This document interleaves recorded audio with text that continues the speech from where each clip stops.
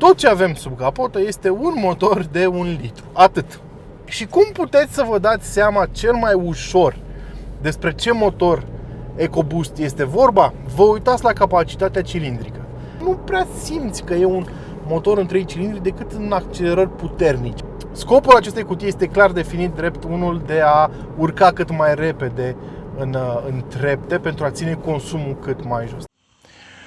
Dacă vorbești de România și producția ei de mașini pe plaiuri mioritice, cel mai probabil te vei gândi imediat direct la Dacia. Este și normal, este brandul nostru autohton. Dar sunt unii dintre voi care vor spune că, domnule, e deținută de Renault și poate că n-ar trebui să o considerăm în continuare o marcă românească. Există un pic de dreptate și aici. Dar dacă e să folosim aceleași criterii pe care le folosim pentru Dacia și pentru alte mașini produse în România, respectiv localizarea propriu-zisă a fabricii și locul unde sunt făcute componentele ei și muncitorii folosiți pentru asamblarea producției și așa mai departe, am putea spune că mai avem un model făcut în România și un producător, nu român, dar care lucrează îndeaproape cu România. Știți probabil despre ce vorbesc deja. E vorba despre mașina din spatele meu. Ford Puma, produsă aici în România, la Craiova, produse motoarele aici, produsă toată mașina aici. Și anul acesta bestsellerul Puma a primit un mic facelift. Mic poate s-ar putea să fie un pic de understatement. Iar astăzi vreau să vă arăt tot ce s-a schimbat la mașina asta și, bineînțeles, o să o luăm și la o tură, o să vorbim și despre prețuri, o să vorbim despre tot ce trebuie să știți despre acest crossover de segment B.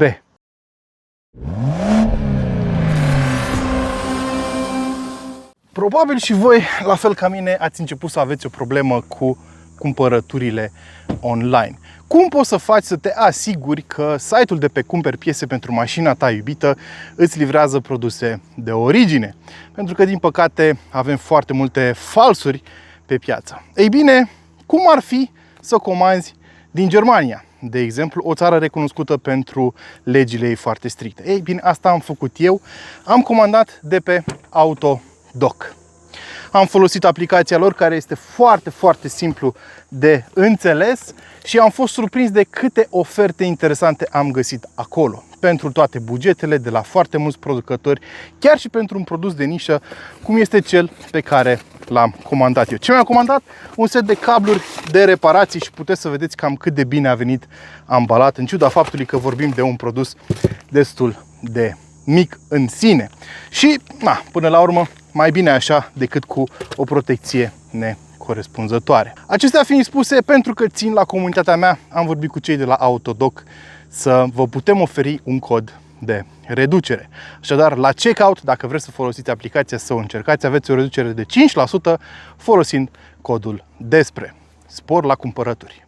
Da, este incredibil de cald astăzi, așa că ne-am tras puțin la umbră, pentru că altfel m-aș fi topit înainte să apuc să termin această recenzie, dar chiar și așa pot să vă vorbesc despre mașina din fața voastră. Ford Puma, încă de la dezvăluire, a devenit un best seller și este simplu să vezi de ce. Trecând peste nume, știu că folosirea numelui Puma a stârnit câteva dispute în online. Mașina asta a atacat direct unul dintre cele mai disputate segmente în Europa, respectiv cel de crossovere de segment B sau crossover subcompact. Și acolo această mașină se duelează cu foarte popularul Duster, cu Mazda CX-3, cu foarte, foarte multe mașini din industrie. Este segmentul cu o creștere foarte mare, nu cea mai mare, aproape a doua cea mai mare din industrie, și Puma a intrat foarte, foarte bine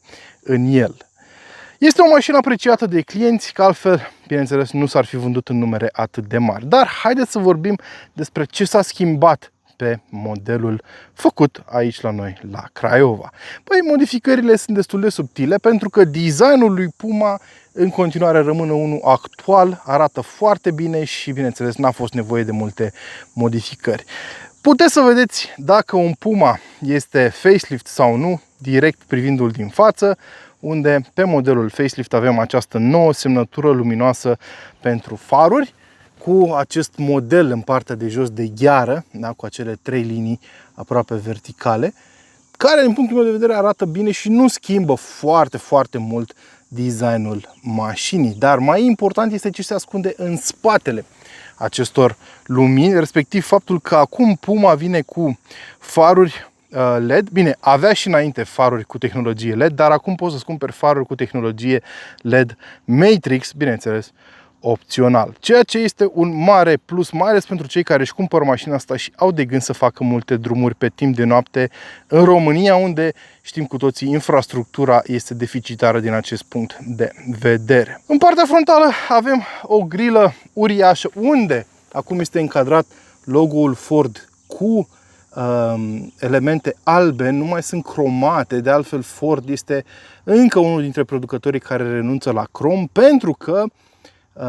acest material este foarte toxic de produs și prezintă un pericol real pentru cei care se ocupă de producția lui și ați observat, de altfel, toți producătorii renunță la crom cam în toate părțile. Nu este periculos pentru voi ca utilizatori, deci odată ce ajunge pe siglă, pe ramele, geamurile și așa mai departe, el nu este periculos, dar este foarte periculos de produs și din cauza asta foarte mulți producători renunță la el. Modelul pe care îl vedeți aici este dotat și cu linia de echipare ST-Line, adică va avea această grilă în partea frontală cu acele zone negre în jurul ei, va avea acest design agresiv în partea din față și arată foarte bine. S-au introdus și vreo 6 culori noi pe Puma Facelift, le găsiți pe toate în configuratorul de pe site-ul producătorului american. Tot acolo o să găsiți și noile modele de jante, cum avem și noi aici un model complet nou pe 18, care din punctul meu de vedere arată bine cu acest diamond cut, dar pe partea de design din lateral nu s-a schimbat mai nimic. Da? În funcție de nivelul de echipare o să ai pragurile în aceeași culoare și așa mai departe cu restul mașinii, dar în mare nu s-a schimbat mai nimic. La fel și în zona din spate, în afară de siglă, care iarăși a pierdut acele elemente cromate, vorbim de fix același design. Și cum vă spuneam și la clipurile mele precedente cu Puma, îmi place, apropo, această antenă de tip rechin. Acum avem portbagaj cu deschidere electrică și un spațiu uriaș pentru acest segment de depozitare. Vorbim de până la 456 de litri, iar podeaua portbagajului are mai multe poziții în care poate fi așezată. Aceasta este cea mai de jos, dar ea poate fi așezată și mai sus și puteți să încărcați mai ușor obiectele în portbagaj în rutina voastră zilnică, iar atunci când aveți de cărat mai mult, puteți să o scufundați mai mult. Puncte de ancorare aici în partea dinspre posteriorul mașinii. Avem o priză de 12 volți aici în spate pentru, nu știu, momentele în care vrei să folosești un aspirator, habar n-am. Puncte de ancorare și cel mai important și mai tare truc pe care îl are mașina asta la dispoziție, Megabox, care este o zonă de stocare de aici din podea de 80 de litri, care aici pe fundul ei are și un dop de scurgere pentru a-ți putea pune absolutamente orice vrei. Și observați că totul aici este din plastic, deci poți să speli cu furtunii și să scurgi pe acolo tot ce vrei. Am văzut chestii foarte interesante pe internet cu oameni care foloseau acest Megabox pe post de icebox, adică umpleau cu gheață, puneau berile și se duceau la plajă cu el. Foarte tare chestia asta și e destul de generos în dimensiuni, fiind poziționat acolo chiar în punte. O să vorbim și despre punte, că este una rigidă ceva mai târziu. Hai să mergem și la interior, că avem și acolo câteva modificări importante despre care trebuie să vorbim. Materialele au rămas în continuare de crossover de buget, dar nu vorbim de un model foarte scump, deci aici avem plastic dur. Zone de depozitare destul de generoase, se vede că e o mașină totuși cu ADN american și la interior avem tapiserie nouă, cum este cea de aici, făcută din piele sintetică și alcantara cu aceste cusături contrastante roșii, care mie unul îmi place foarte mult cum se văd, cum arată și cum se simt și surprinzător de mult spațiu la picioare pentru o mașină care abia ajunge la 4,2 metri. Este foarte aproape de borna de 4,2 metri per total. Da? Mi se pare că am mai mult loc decât mă așteptam. Hai să vedem cum stă situația și la cap. Ating foarte puțin plafonul, dar per total mi se pare foarte ok. Mă simt foarte aproape de ceea ce am experimentat în Duster din punct de vedere al locului disponibil, deși mașina asta este observabil mai compactă decât modelul Mioritic, să-i spunem. Dar în zona din față avem modificări substanțiale. Au fost redesenate panourile ușilor, a fost redesenat tot bordul, da, și s-au făcut modificări substanțiale despre care vom vorbi imediat. Așa cum vă spuneam, panourile ușilor au fost redesenate pentru ca această zonă să se unească armonios cu bordul, care și el a fost redesenat. Și vorbim despre materiale de aceeași calitate ca în spate, în această zonă de sus. Aici avem zona moale cu această piele sintetică, cusătura contrastantă la locul ei, butoanele pentru toate funcțiile ușii, mașinii și zona de depozitare destul de generoasă. Pragurile ST-Line, pentru că vă spuneam că avem pachetul ST-Line pe această mașină, și scaunele față, destul de confortabile la drum lung. Am mers ceva mai mult astăzi cu ea și n-am avut probleme cu spatele și făcute din același material. Mi se pare că arată foarte bine. Odată ajungi la interior, putem să vorbim despre foarte multe alte modificări, cum ar fi noul cluster de lumini, noul volan, și deja știu ce o să spuneți în comentarii, că e teșit sus și jos, dar nu mi se pare o problemă atât de gravă. Noua consolă centrală, și ea a fost redesenată. S-a păstrat frâna de mână manuală, schimbătorul de la cutia automată de viteze. Aici avem o zonă de încărcare wireless, o plită de încărcare wireless, care mi se pare genial implementată, pentru că telefonul tău nu o să zboare de aici, nu o să alunece, are această piedică aici jos. Îmi încape mie telefonul S23 Ultra, care e unul destul de mare. Mai mult decât atât, ai acces să vezi ce se întâmplă pe el. Da? Dacă dau schimbătorul mai jos, hai să și pornesc mașina, dau schimbătorul în poziția de drive, poți să vezi ce se întâmplă pe el. Da? Mi se pare una dintre cele mai bune implementări de pe piață în acest moment. Una care face cinste celor de la Ford. Iar aici avem două porturi, unul Type-A și unul Type-C, pentru încărcare, respectiv transfer de date. Vedeți că avem acest simbol aici, asta înseamnă că poți să faci transfer de date cu mufa Type-C. Aici mai avem un spațiu suplimentar de depozitare, care probabil va fi util. La fel și aici, două suporturi de pahare și o cotieră ajustabilă, da? Și cu spațiu de depozitare de desubt. Foarte, foarte ok. Butonul de volum este aici. Aici avem buton de start-stop, cel pentru camerele mașinii și pentru dezaburire. Da? Dar majoritatea butoanelor pentru funcțiile de climatizare au fost mutate aici, la baza ecranului. Avem climatizare, dar nu pe două zone, o singură zonă. Încălzire în volan, parbriz încălzit, și de aici poți să reglezi în ce zonă este direcționat aerul. Apropo de acest ecran, vorbim de un ecran de 12 inch în diagonală, folosește Sync 4, se mișcă destul de bine din punctul meu de vedere. Modelele vechi erau cunoscute pentru faptul că aveau câteva probleme în fluiditate, acum nu mai avem această problemă. Poți să-ți faci tema să fie albă sau neagră sau cum îți place ție, să-ți conectezi telefonul. Android Auto și Apple CarPlay sunt fără fir și așa arată sistemul de navigație, care chiar se mișcă bine.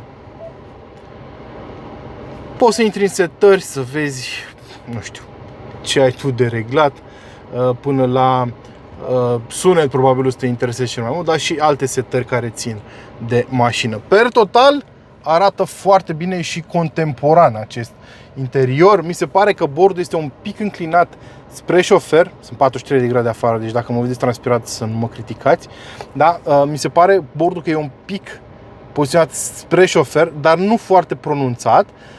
Iar în spatele volanului avem un instrumentar de bord digital, iarăși de 12,8 inch de data aceasta, cu o grafică foarte bună, care funcționează impecabil. Ai toate informațiile de care ai nevoie aici în partea de sus, poți să customizezi ce este afișat și așa mai departe. Aici avem gurile de ventilație și deasupra un element care ne aduce aminte de Ford Mach-E, da? La care știți foarte bine că pe bord aveam un fel de soundbar, tot de la B&O, un sistem de sunet dezvoltat în colaborare cu Bang & Olufsen. În ceea ce privește materiale, vă spuneam, aici avem o zonă tare, aici avem o zonă tare, aici avem plastic tare, dar plasticul tare este folosit în zone unde nu ai foarte des contact cu mașina, deci nu o să te deranjeze foarte mult. Singura îngrijorare din acest punct de vedere poate fi pe termen lung, când e posibil ca aceste zone să înceapă să aibă acei faimoși greierași din scrisoarea faimoasă din bancul pe care îl știm cu toții, trimis de un român către inginerii Renault.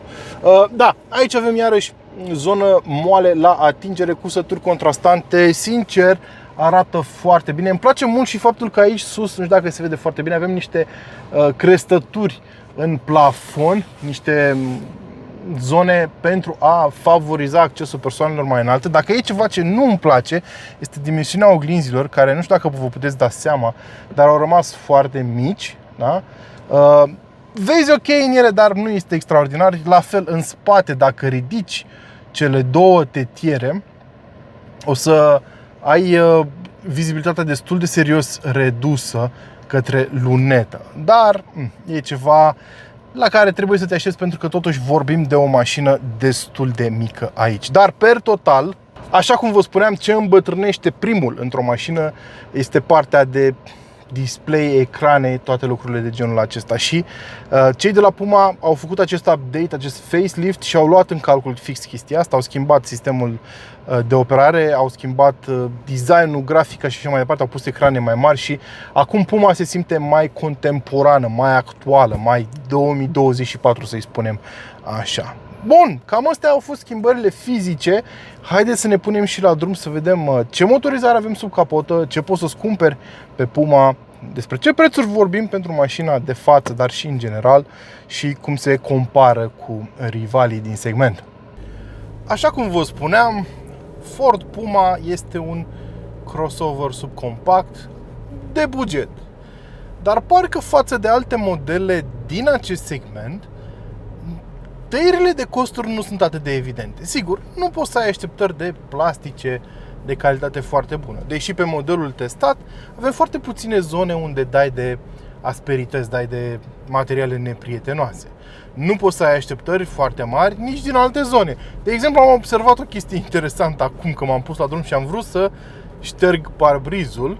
Nu avem manetă în dreapta pentru stropitoare, pentru ștergătoare. Totul este pe o singură manetă din stânga. Maneta din stânga, care e folosită pentru semnalizator, are și funcțiile pentru ștergătoare atașate. Vedeți, o metodă prin care Ford a reușit să economisească niște bani. La fel se poate spune și despre zona de sub capotă, unde nu mai avem dieseluri. A fost o perioadă când Puma a avut și un diesel în ofertă. Tot ce avem sub capotă este un motor de 1 litru. Atât. Faimosul 1 litru EcoBoost în 3 cilindri, care poate fi avut în 3 configurații de putere: 125, 155, respectiv 170 de cai putere. Toate sunt mild hybrid și sunt aproape identice din punct de vedere al specificațiilor fizice. Diferențele sunt interesante însă. Voi vorbi la modul general acum despre acest propulsor. Da, știu că motorul de 1 litru EcoBoost are o reputație nu tocmai favorabilă, să-i spunem, pentru că pe primele versiuni au fost niște probleme cu faimoasa curea de distribuție imersată în ulei. Ei bine, e important să știți că acest motor a fost înlocuit practic. Din 2018 s-a trecut pe versiunea nouă pe care o avem și noi sub capotă, care apoi iarăși a fost revizuită de câteva ori. Motor care în această configurație nouă are lanț de distribuție, nu mai are curea și, bineînțeles, s-au făcut mai multe modificări, dar pe partea asta de distribuție și de curea puteți să fiți liniștiți că nu mai există acele probleme de fiabilitate pentru care motorul, sau din cauza cărora motorul ăsta de 1 litru EcoBoost a fost evitat de foarte multă lume. Și cum puteți să vă dați seama cel mai ușor despre ce motor EcoBoost este vorba? Vă uitați la capacitatea cilindrică. Dacă aceasta este de 998 de centimetri cubi, vorbim despre modelul cu curea de distribuție. Dacă vorbim de 999 de centimetri cubi, vorbim despre versiunea cu lanț pe distribuție. E atât de simplu. Și da, vorbim despre un motor în acest caz de 155 de cai și 240 Nm cuplu, care este mild hybrid, vă spuneam, toată gama de altfel a fost hibridizată. E un sistem mild hybrid de tip ISG, adică vorbim de un alternator demaror de undeva la 15 cai, care poate ajuta pe anumite faze ale mașinii. Poate să ajute pe decelerare, să faci coasting, recuperează energie pe care o bagă apoi într-o baterie de la bordul mașinii, o baterie pe 48 de volți. Acea energie poate fi apoi livrată către sistemele auxiliare ale mașinii, inclusiv pentru aerul condiționat și așa mai departe. Atenție! Această versiune mild hybrid nu are dezactivare de cilindri, pentru că, de exemplu, pe versiunea ST, pe care am testat-o acum, cred că 4 ani de zile, care avea motorul acela de 1.5 cu 200 de cai, care era tot în 3 cilindri, aveam dezactivare de cilindri, de cilindru, că mașina aia putea să funcționeze în 2 cilindri. Aici, pentru că e un model mild hybrid, nu este nevoie de astfel de măsuri, pentru că avem un consum și un nivel de emisii mai redus oricum și nu avem dezactivare de cilindru, ca să fiu mai precis. Și tot acest sistem ISG mild hybrid ajută foarte mult la reducerea anumitor vibrații esențiale. Știți foarte bine, motoarele în 3 cilindri nu sunt la fel de bine echilibrate ca cele în 4, în 6, în 5 și așa mai departe. Și cel mai des simți această problemă la porniri și opriri dese. Imediat când pornești motorul, simți o vibrație ceva mai pronunțată decât ai simțit la un 4 cilindri și la fel la oprire. Ei, pentru că avem acest sistem mild hybrid și pentru că pornirea la rece se face cu un demaror clasic, la cald se face prin intermediul sistemului mild hybrid și pentru că se face în acest stil pornirea, nu ai la fel de multe vibrații așa cum te-ai așteptat. De altfel, mi se pare destul de bine echilibrat motorul, nu prea simți că e un motor în 3 cilindri decât în accelerări puternice, acolo unde ai un sunet aparte. Nu aș spune că e neplăcut, dar nu e nici neapărat plăcut. Pe parte de transmisie, haideți să vorbim și de asta. Puma poate fi doar tracțiune față. Nu există versiune cu tracțiune integrală și poate avea ori transmisie manuală cu 6 rapoarte, ori automată, cum avem noi aici, cu dublu ambreiaj și 7 rapoarte. Această cutie de tip DCT este una pe care o veți folosită și pe alte modele din industria auto, inclusiv BMW Mini, și este o cutie destul de ok. Până acum s-a comportat destul de bine, e destul de recentă pe piață, pentru că PowerShift, să știți că definește așa, la modul general, cutie automată cu 7 rapoarte și dublu ambreiaj, dar nu toate sunt la fel. Ce vedeți aici poate fi găsit și pe, vă spuneam, pe alte branduri și modele din industrie. Cutia, din punctul meu de vedere, se comportă foarte bine și își dă silința să scoată tot cuplul din acest motor. Și este evident setată, dacă merge în modul normal de condus, este evident setată să stea cât mai jos în ture. De exemplu, acum am 76 de km pe oră și 1600 de rotații pe minut și simt un pic cum un sunet gutural al motorului, aproape subturat. Scopul acestei cutii este clar definit drept unul de a urca cât mai repede în trepte pentru a ține consumul cât mai jos. Dacă treci mașina însă în modul sport, și asta se face pur și simplu trăgând de levierul de la cutia de viteze pe ultima poziție, cea mai de jos, lucrurile se schimbă. De exemplu, acum am 80 de km pe oră și am 3300 de rotații pe minut. Și am observat chestia asta și pe autostradă, ceea ce mi s-a părut foarte interesant. La multe mașini, chiar dacă treci mașina în modul sport, să spunem, dacă mergi cu viteză constantă, inclusiv pe autostradă, nivelul de turații nu se schimbă. Aici se schimbă. Da? Deci am observat că dacă eram în drive, mașina la 130 avea undeva la 2800 de ture. Când o treceam în sport, în S, da, ultima poziție a levierului, aveam 3300. Foarte interesant. Și da, când o treci în sport, mașina e cu totul alt produs. Accelerează mult mai bine, răspunde mult mai bine inputurilor tale, stă acolo cu tine în turații destul de sus și chiar aș putea spune că e o mașină distractiv de condus. Nu uitați că am testat acum ceva timp versiunea STX, adică cu 170 de cai, și mi-a plăcut destul de mult. Aici avem 15 cai mai puțin, nu este o diferență atât de mare, e distractiv de condus pentru că e o mașină ușoară, are undeva la 1300 de kilograme și cu 155 de cai te poți distra destul de ușor cu ea.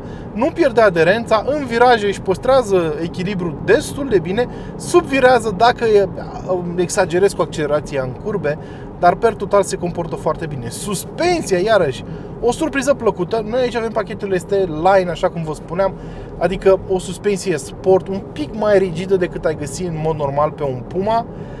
Da, e spre partea rigidă a lucrurilor, dar nu este deranjantă. Pe spate avem punte rigidă, pe față McPherson ca de obicei.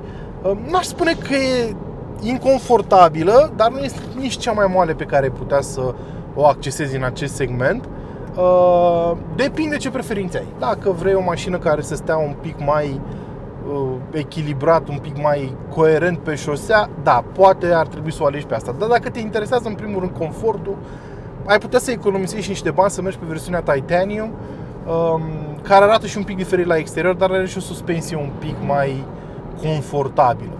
Aș vrea să-mi spuneți în comentarii care ar fi opțiunea voastră dintre acestea două. Per total, mi se pare că s-a comportat foarte bine mașinuța și înțeleg de ce este atât de apreciată de către clienți, pentru că, vă spuneam, este un bestseller aici în Europa și cred că va continua această poveste de succes în ciuda sau datorită, depinde cum vreți să priviți problema, facelift-ului, care, vă spuneam, aduce foarte multă tehnologie, inclusiv asistență la rulare, care funcționează destul de bine. Singura problemă pe care o am cu chestia asta este faptul că, cel puțin n-am găsit eu, dar nici nu am avut foarte mult timp la dispoziție, trebuie să recunosc, e un review făcut un pic pe fugă.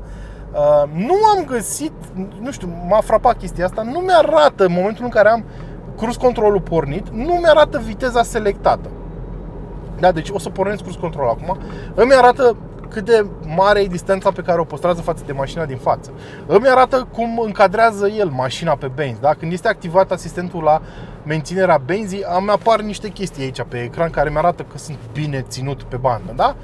Dar dacă măresc viteza setată de cruise control cu butoanele din stânga, observ acum că mașina accelerează mai tare, dar mie nu mi-arată nicăieri în bord ce viteză am setat. Ceea ce mi se pare foarte frustrant. Da, sunt sigur că îmi lipsește mie, îmi scapă mie ceva. Îmi spuneți voi în comentarii ce meniu ar fi trebuit să bifez aici în instrumentarul de bord configurabil digital, ca să pot să văd și această informație. Dar bineînțeles, pentru că suntem români, foarte mulți dintre voi veți fi și foarte curioși cât consumă această mașină. Acum am 90, nici nu știu la cât am setat. O să fiți foarte curioși cât consumă. Din motive logistice nu mi-am terminat încă testul de consum prin oraș, am fost doar în afara orașului și am testat-o. Pe autostradă, la 130, consumul a fost undeva la 7,2-7,3 litri la 100 de kilometri. În regim de DN, consumul a fost de 5,8, iar 5,5-5,8 depinde foarte mult și de registrul pe care și traficul pe care îl ai pe drum. În oraș o să termin testul și o să vă las valorile aici. Cert este că astăzi am mers undeva la 40 de km prin oraș cu ea și am avut un consum în jur de 10. Ceea ce este de așteptat, este în linie cu ce am văzut și la alte mașini din segmentul ăsta cu motoare de 1-1,2 litri cu puteri asemănătoare, undeva pe acolo. 10 litri mi se pare o variantă de referință, un număr de referință, mi se pare în linie cu ceilalți rivali. Și știu că o să spuneți, bă, da, e hibrid. V-am explicat, hibridul nu este un hibrid clasic. Mașina nu se poate deplasa folosind motorul electric. Acela este un setup mild hybrid care ajută la punerea în mișcare, ajută cu anumite funcții auxiliare. Dar, de exemplu, cum a fost foarte cald astăzi în București, la momentul filmării erau 43 de grade mai devreme, mașina nu a mai folosit funcția start-stop pentru că n-are cum, pentru că am ținut aerul condiționat pornit și ca să răcească habitaclul la 22 de grade, așa cum l-am setat, nu se putea baza doar pe energia recuperată de sistemul hibrid și stocată în bateria de 0,48 kWh a sistemului hibrid pe 48 de volți. Trece o coloană oficială, cred că pleacă Iohannis, îl așteaptă avionul privat.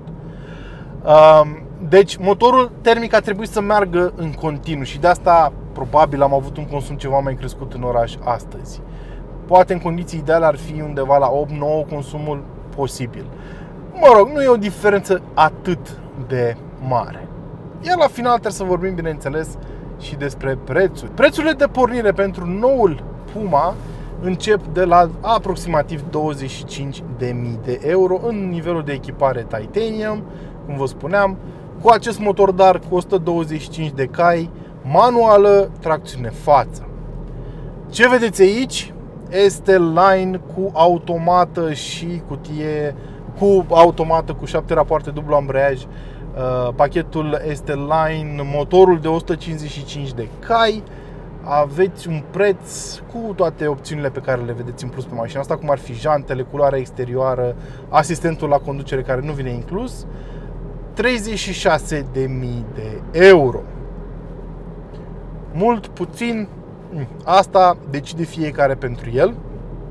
Cert este că există o campanie în momentul de față a celor de la Ford. Dacă intri pe site-ul Ford o să vedeți că, deși prețul de pornire în mod normal pentru nou Puma e 25.000 de euro, există o campanie promo acum și poți să vorbești de un preț de pornire de 22.000 de euro. Deci e ceva totuși. Iar chiar și la 25.000 de euro, mașina asta intră în teritoriul lui Dacia Duster. Și, bineînțeles, o să vreau să-mi spuneți în comentarii pe care ați alege. La fel, poți să-ți cumperi SsangYong Tivoli în banii ăștia, poți să-ți cumperi Mazda CX-3, care este rivalul pentru aceste modele, poți să-ți cumperi foarte multe crossover-uri, este plin segmentul ăsta, Bayon, poți să-ți cumperi, teoretic și Kona ar intra aici, dar Kona a crescut și în preț și în dotări, sunt foarte multe opțiuni în acest segment. Aș vrea să-mi spuneți voi care credeți că merită banii cel mai mult și care ar câștiga eventual pariul vostru, dacă ar fi să vă orientați după un astfel de model. Până data viitoare, bineînțeles, eu am fost Gabriel. Nu uitați că puteți deveni membri ai canalului pentru beneficii exclusive și, bineînțeles, nu uitați să vă hrăniți pasiunile. Ciao!